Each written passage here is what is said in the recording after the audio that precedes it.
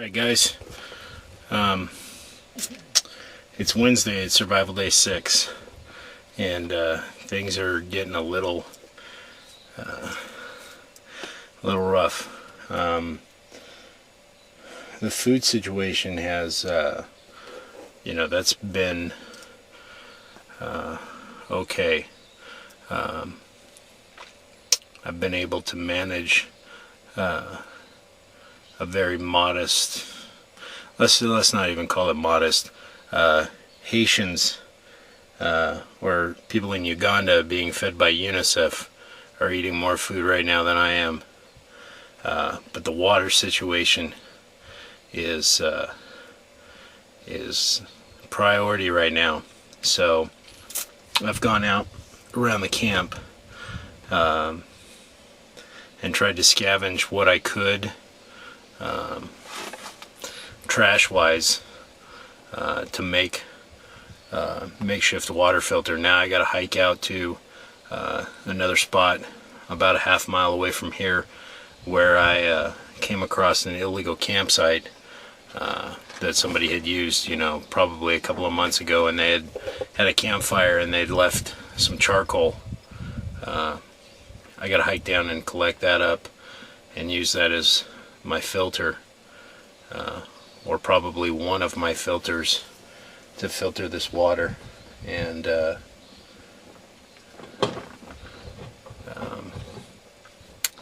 so the situation, the scenario was like I had bugged out of town due to civil unrest, and as I expected, and like I've tried to tell you guys a couple of times now,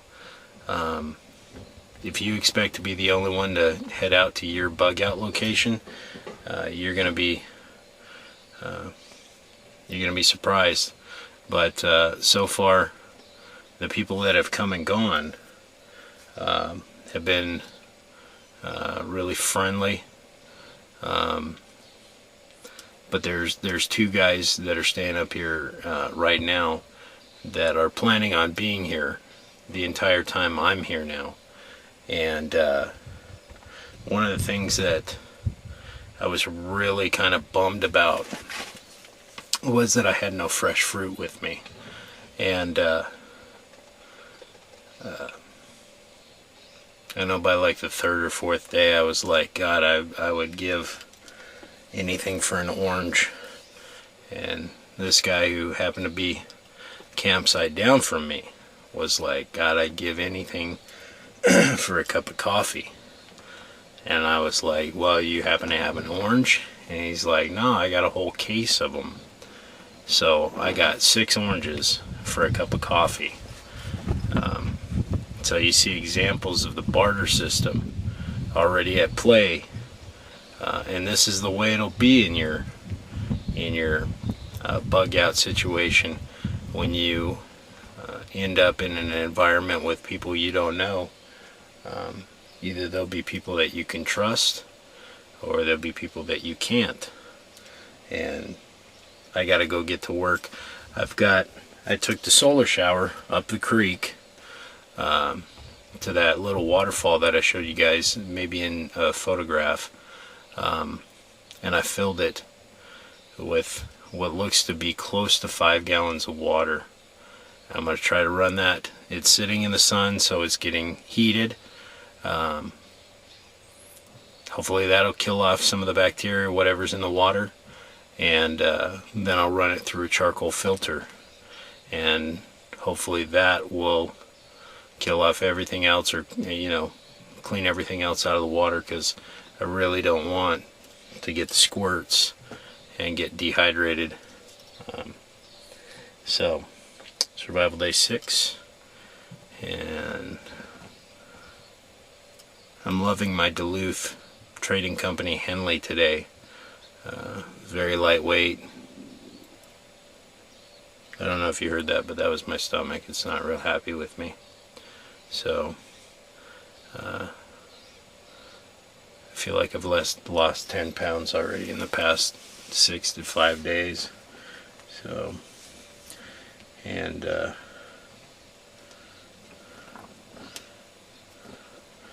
it's hot.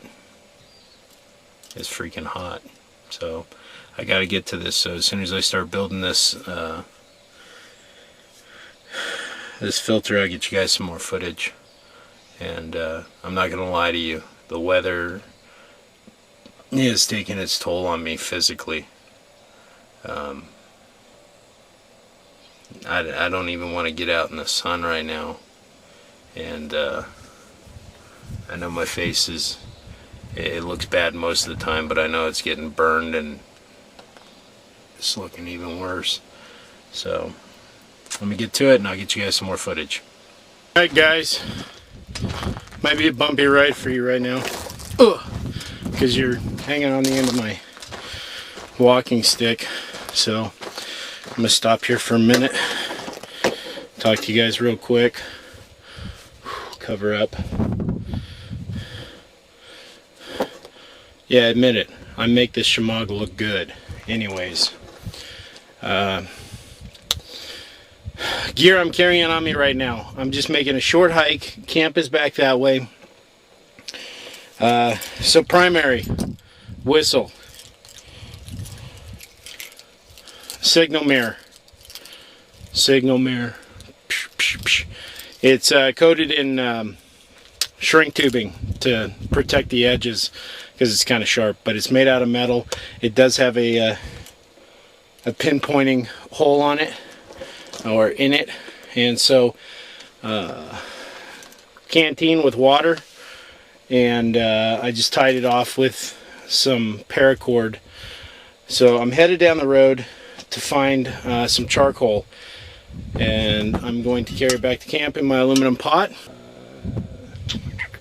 What else was I going to talk to you guys about for real quick? Oh yeah, so a while back I posted this comment about, or this question on Facebook about the safest place to find shelter or take shelter in the wilderness. And a few of you, you know, were like, well, there's not enough information there for me to make a good judgment call. Give me a break. Top of the mountain? No. Highest point is the best target for lightning at any point in time during the year. Highest point also gets the strongest winds and pretty much the worst weather. Valleys get extremely cold at night. Drainages, dry creek beds, dry rivers, no good. Flash floods can happen at any point in time. What you would want to do is find some place in the middle, above the valley, below the top, where there's a flat plateau or simple space that you can set up your tent or your shelter, or you can build a shelter. You don't, those other places you want to avoid. Only I would say I'd never seek shelter there to begin with. I do, me and my guys camp up on the top of the ridgeline up there, but where we camp we're never on the top, and that was the question as it was posed, was on the top of a mountain. It doesn't matter what survival scenario you're in, or what time of the year, or what the climate's like. You never want to be at the top. You never want to be in the river. You never want to be in the dry wash. You don't want to be in the valley. It's just common sense that you want to be up in the middle. And if you think I'm wrong, come take a class with me and prove me wrong. If you think I'm wrong, look it up on the internet. If you think I'm wrong, ask another survival expert. Join the Marine Corps. Join the Army. Join the Air Force. Navy. Go to any one of their survival schools. They'll teach you the same thing. Also, don't drink your urine. It doesn't make you look tough, especially if you do it on video. And chances are that you'll vomit from doing it and make yourself even more dehydrated than you were when you drank the urine. So it's a no good thing. Don't eat raw meat. No good eating raw snakes in the bush, okay? Raw lizards. That's why we tell you guys that there's 3 main things that the human being needs for survival: fire, water, and shelter. And trust me, it sucks being out here in a survival situation, even though it's simulated right now, and having to survive without fire. It makes cooking a pain in the butt. It makes bathing, because hey, cleanliness is next to godliness, and if you don't keep yourself clean in the sticks, you risk getting sick, and I don't want to get sick. You can't use you can't make a smudge fire to clean yourself off that way, you know. So I've had to pull out one of the survival elements because of some restrictions put on me by the Forest Service. I'm not ticked off about it. It just makes it even harder. So that's the reason why I'm out looking for the charcoal to make the filter. And if you guys give me a few minutes to go find the charcoal, I'll start shooting again when I get back up to the camp, and I'll show you guys how I'm going to do this. Alright? Stay tuned while I melt like chocolate. This sucks. You know, I wish more of you people watched my videos. It'd make it more fulfilling to know that more of you were out there watching me bake my ass off. Let's get to it. First things first, people. I'm going to take the pot and toss it down there for a second. We're going to thank Mr. Calvin Klein for providing us this piece of a garment. Let's make sure there's no critters under it. It's sun stained. It's been out here for a while. See? Thank you, Calvin Klein. Slim fit. Size 16. 100% cotton.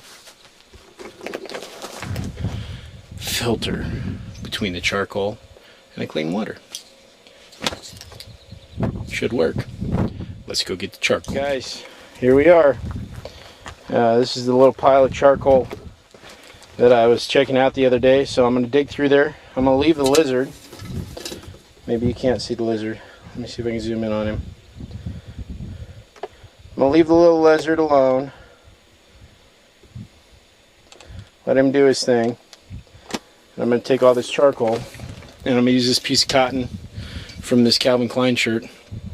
And the rest of the trash that I'll show you that I've already picked up from around the campground, up at my campsite, I'm going to use that to make this filter. So stay tuned.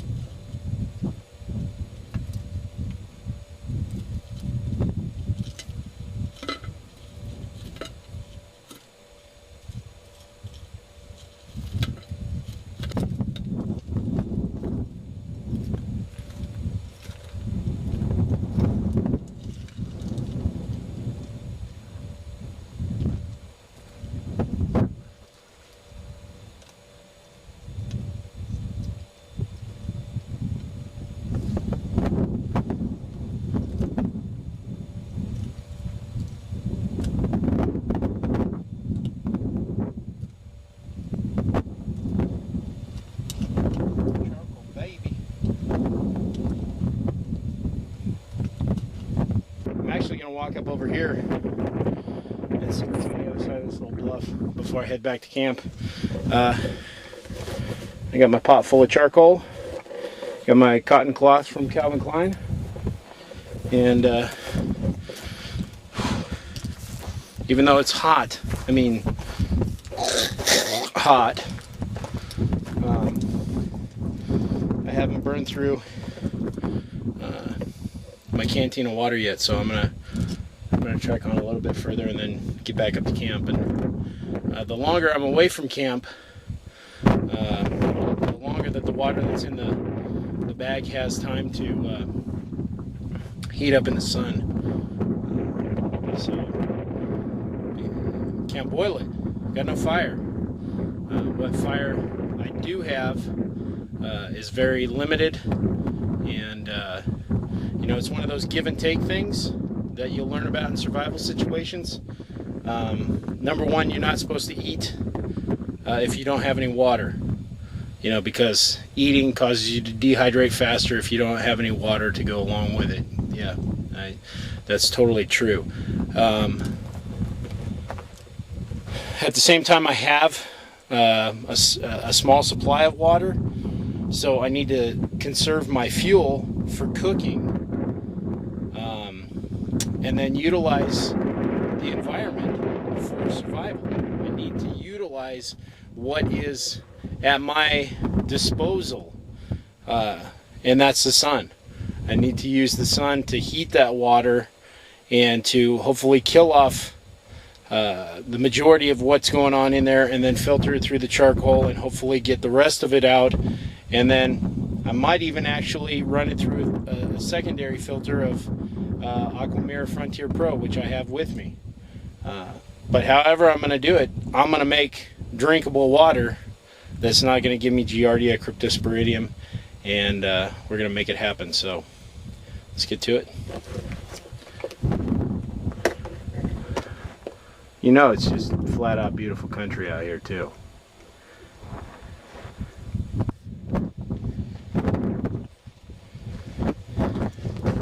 Hey guys, while I'm out here, I'm trying to keep the camera out of the sun, which in turn keeps my face in the sun.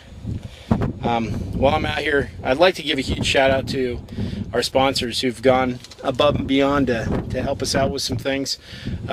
Number one, Cold Steel. By far the best knife company we've ever dealt with, and the only one we will deal with. Some of you guys out there think that that's unfair, but hey, you know, you have your right to your opinions and I have my right to my opinions. And in all the years, all the knives I've broken, I've never broken a Cold Steel knife, and the cost for a Cold Steel knife is within the working man's budget, and that's my concern, just as much as it is the working man being able to survive in any type of survival situation, is the effect on his pocketbook. And Cold Steel makes a product that's perfect in all measures for the things that we do, and the price is right there where any working man can afford it. Duluth Trading Company, hey, I can't say enough about your clothes. This Henley shirt that I'm wearing right now is saving my bacon again. Firehose jeans, I'm sure I'll be putting them on later on this evening because the temperature's been dropping more and more at night.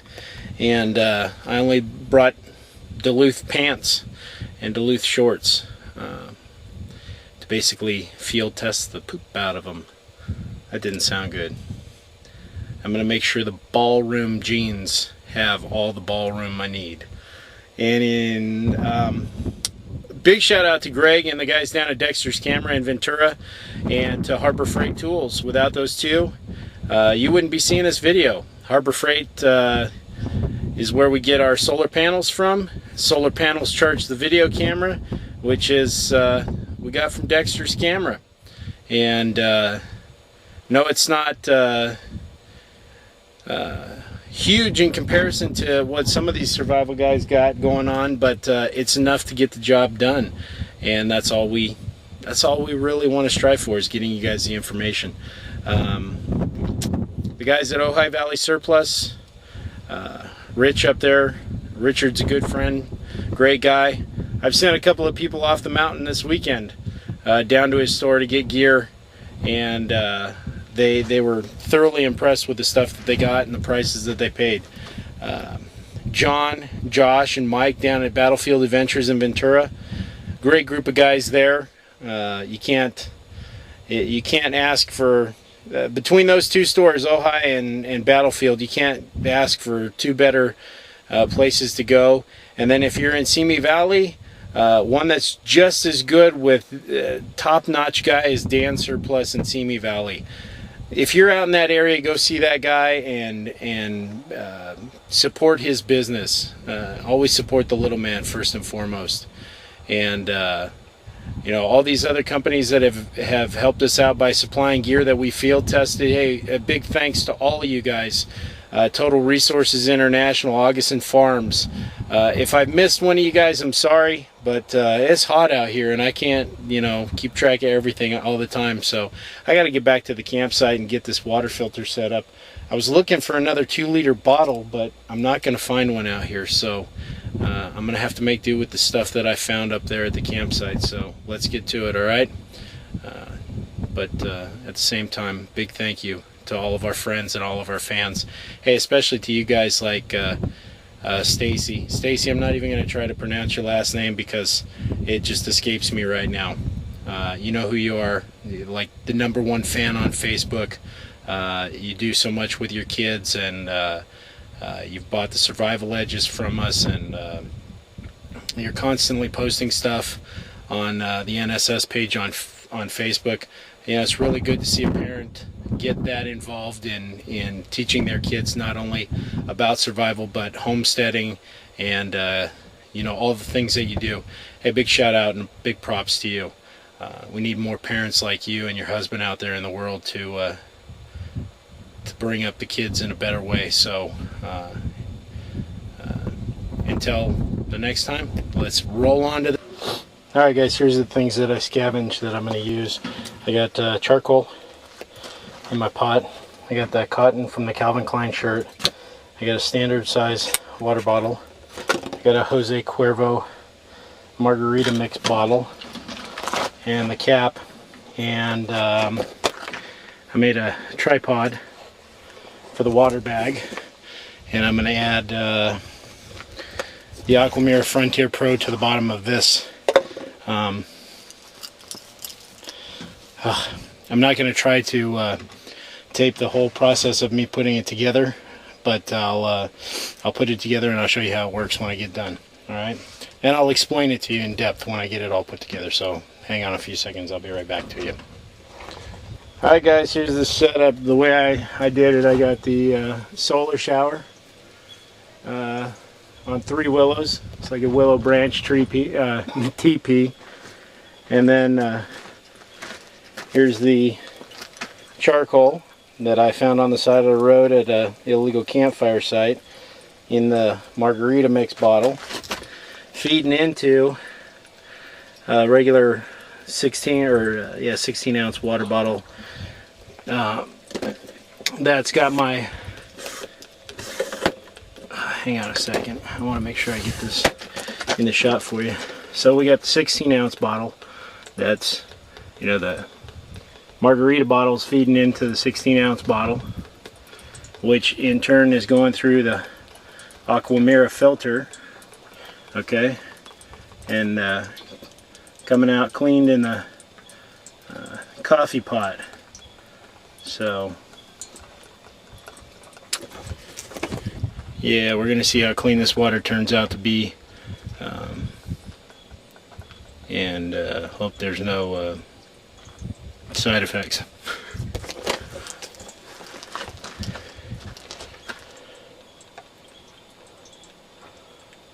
Does look like I'm distilling Jack Daniels though.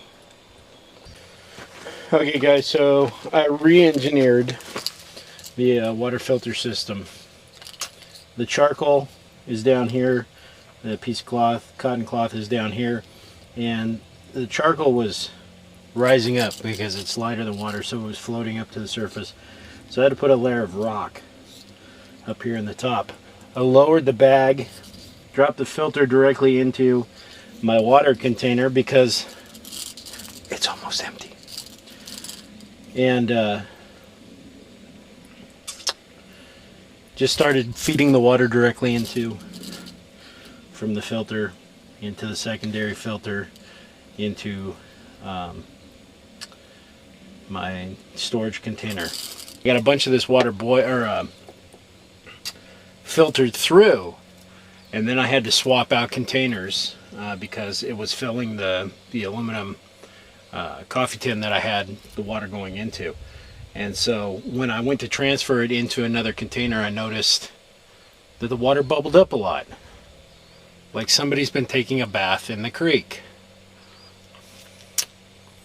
So there's probably soap in the water, and hopefully the charcoal caught most of it, but I'm still going to boil it just to be safe. And so that's going to take away a good 60% of my fuel. I've only got 3 small butane fuel cans, and I got 9 days left. 9 days left. So we'll see how it goes. I should have brought a solar oven, but it wouldn't have fit in the back of the Jeep with all the rest of this stuff. So anyways, into survival day 6. Today's mission was getting and cleaning water, and I think we're there. Tomorrow's survival day 7, and I don't know how much I'm going to be able to get done because the weather is seriously kicking my ass. So we'll find out tomorrow. Alright guys, take care. Take care of the wild.